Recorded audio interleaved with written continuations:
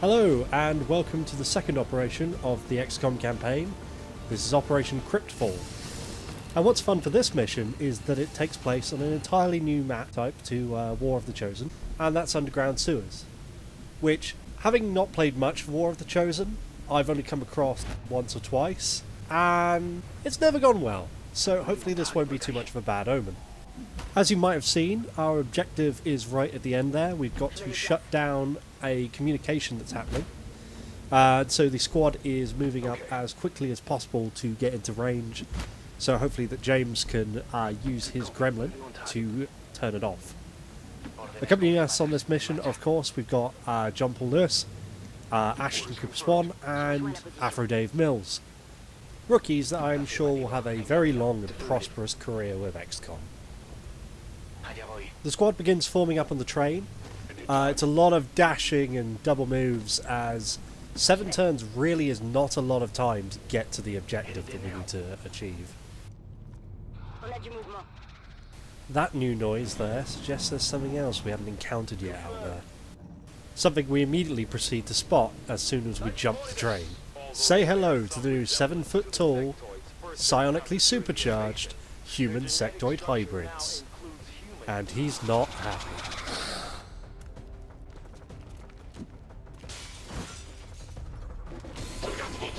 With 2 more happy soldiers joining the fight, that makes it a 4-on-4. And on this difficulty, that's likely to turn into a deadly fight. So we send Ashton in to even up the odds. Unfortunately, it's not a kill, but the sectoid's left his flank so wide everyone can get in on the action. That is, until John ruins all the flanking fun. We proceed to move Afro Dave up to get a couple of shots on the soldiers, but unfortunately there isn't a great shot to take, so we choose option B. We put Afro Dave on Overwatch just in case they run through the doors, and pull James back into a safe position.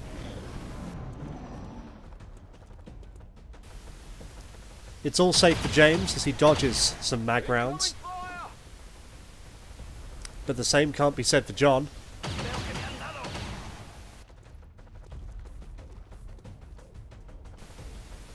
A little bit of a revenge may be in order for that nasty shot.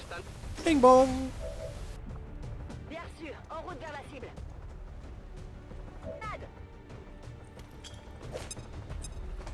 This leaves us with 2 enemies without cover, one of which is wounded. A great way to take out frustration if you've just got shot. Rookie Afro Dave isn't going to miss up this opportunity for an easy promotion. And Squaddy James crosses the road to deal with our forward foe. The last soldier, having witnessed all this carnage, promptly runs away. The squad moves to give chase, but most of them have to dash to get any semblance of cover from this engagement. We've got a few people forward in low cover, so we send James to see if he can get a lucky pot shot. And failing that, we stick John on Overwatch to try and keep them protected. That worked well. It turns out Afro Dave can see the objective from where he is, so we move James up to try and hack the objective and get things sorted before that terminal shuts down.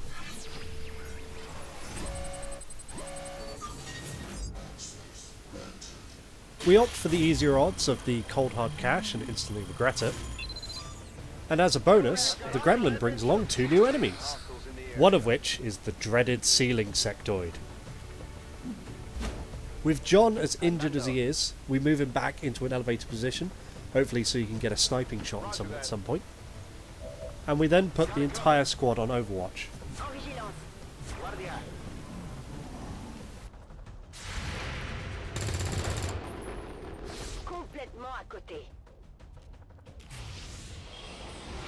Because 3 enemies are clearly not enough, the sectoid decides to bring in a 4th. And Dave continues our theme of every Overwatch shot missing.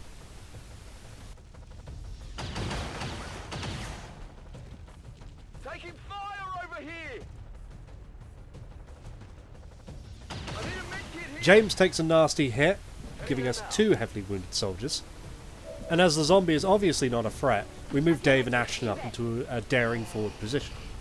Moving to designated James moves up as well, and gives himself a quick spray down to patch up those wounds.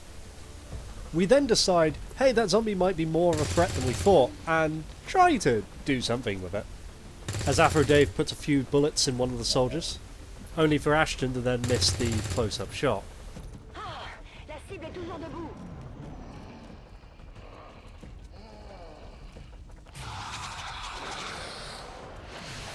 The sectoid tries to take over Dave's mind, but fails. But in a blind panic, Dave takes this literally and tries to blind John.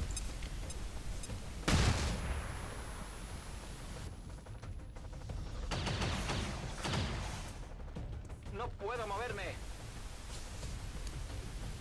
James proceeds to get hit again, negating the healing we gave him with that med pack, but meaning that he's still, you know, wait, where's that zombie going? And with that, the squad loses its most experienced member. Je suis parti. With only 2 usable soldiers this turn, we move Ashton up for a flank to take down one of the soldiers. And John uses his elevated position to protect Dave from that zombie. Enemigo destruido.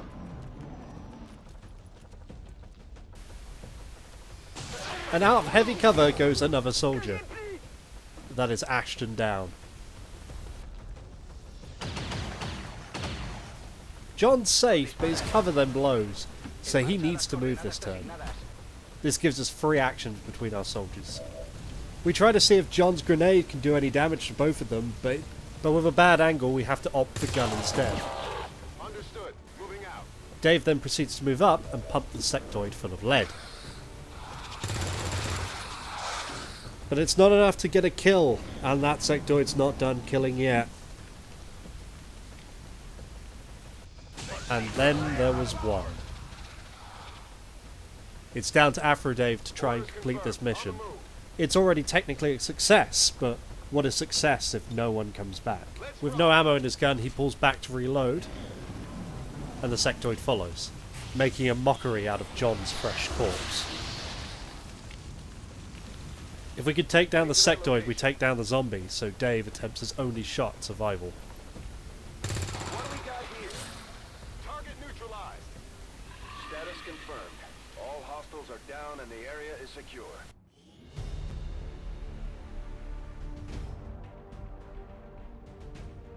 It's a victory, but with 3 deaths it's a hollow one. And all it leaves is for Dave to walk off the Sky Ranger alone. Do to aid our troops, but obviously it hasn't been enough. We do what anyone would do to remember their friends and take some commemorative pictures.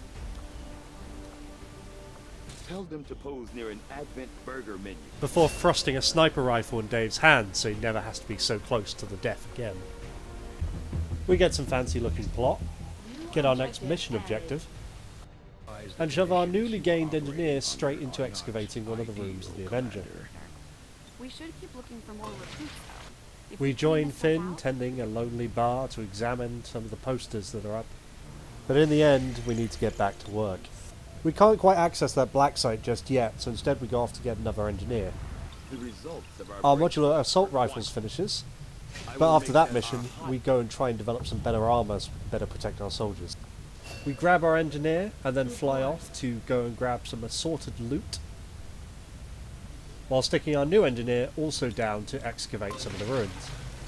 Hybrid materials then finishes, giving us access to an item that provides a little bit more hit points if we needed it.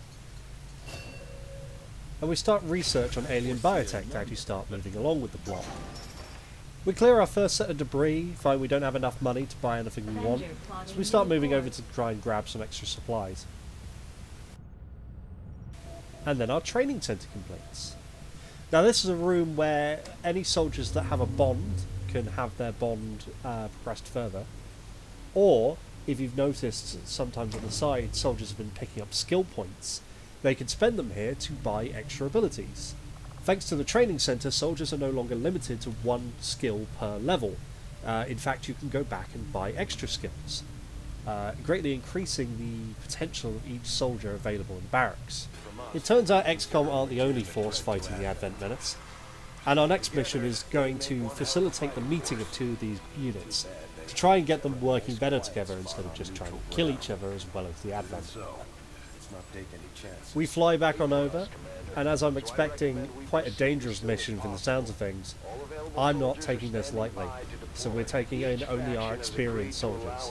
Lauren and Daniel form Team 1, and Afro Dave and Finn form Team 2.